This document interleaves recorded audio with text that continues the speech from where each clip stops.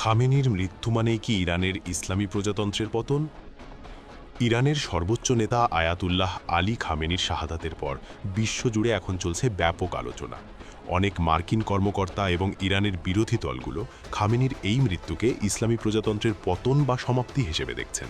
কিন্তু সত্যি কি ইরানের বর্তমান শাসন ব্যবস্থা ভেঙে পড়তে যাচ্ছে?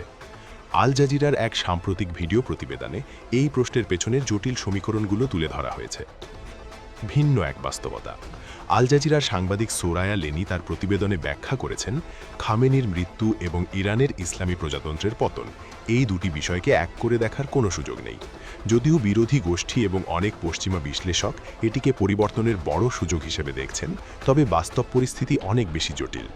প্রতিবেদনে উল্লেখ করা হয় যে ইরানের ইসলামী প্রজাতন্ত্র কেবল একজন ব্যক্তির উপর নির্ভরশীল নয়, এর পেছনে রয়েছে একটি দীর্ঘস্থায়ী এবং সুসংহত প্রশাসনিক, সামরিক ও রাজনৈতিক কাঠামো।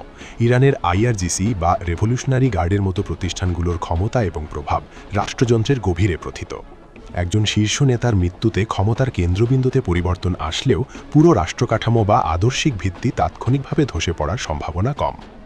আন্তর্জাতিক প্রতিক্রিয়া ও বর্তমান পরিস্থিতি। খামেনির মৃত্যুর পর মার্কিন যুক্তরাষ্ট্রসহ বেশ কিছু দেশ একে ইরানের রাজনৈতিক পরিবর্তনের একটি বড় মোড় হিসেবে দেখছে। কিন্তু মধ্যপ্রাচ্যের বর্তমান ভূ-রাজনৈতিক অস্থিরতা, লেবানন সহ প্রতিবেশী অঞ্চলে ছড়িয়ে পড়া যুদ্ধের আঁচ এবং আভ্যন্তরীণ নিরাপত্তার মতো বিষয়গুলো ইরানের শাসন ব্যবস্থাকে আপাতত একতাবদ্ধ রাখতে পারে বলে মনে করছেন বিশ্লেষকরা। তারা বলছেন, খামেনির মৃত্যু ইরানের রাজনীতিতে একটি বিশাল শূন্যতা তৈরি করলেও এটি ইসলামী প্রজাতন্ত্রের চূড়ান্ত পতন ঘটাবে এমনটি বলার সময় এখনও আসেনি। ইরানের শাসন ব্যবস্থার আভ্যন্তরীণ শক্তি এবং টিকে থাকার সক্ষমতা নিয়ে এখন বিশ্বজুড়ে চলছে চুলচেরা বিশ্লেষণ। উল্লেখ্য, ইরানের সর্বোচ্চ নেতা আয়াতুল্লাহ আলী খামেনির মৃত্যুর পর দেশটি তার ইতিহাসের অন্যতম গুরুত্বপূর্ণ রাজনৈতিক সন্ধিক্ষণের মধ্যে দিয়ে যাচ্ছে। সংবিধান অনুযায়ী দেশটির সর্বোচ্চ নেতার পদ শূন্য হলে তা পূরণের জন্য একটি সুনির্দিষ্ট সাংবিধানিক প্রক্রিয়া রয়েছে। তবে বর্তমান যুদ্ধাবস্থা ও আঞ্চলিক অস্থিরতার কারণে এই প্রক্রিয়াটি অত্যন্ত স্পর্শকাতর হয়ে পড়েছে। সংবিধানের ১১১ নম্বর অনুচ্ছেদ অনুযায়ী সর্বোচ্চ নেতার পদ শূন্য হওয়ার সাথে সাথে একটি অন্তর্বর্তীকালীন নেতৃত্ব কাউন্সিল গঠন করা হয়েছে।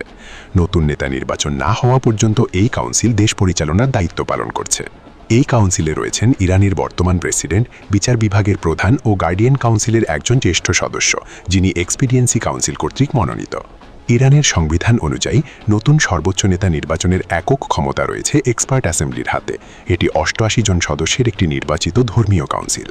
এদের কাজ হল সর্বোচ্চ নেতার যোগ্যতা পর্যালোচনা করা এবং নতুন নেতা নিয়োগ দেওয়া।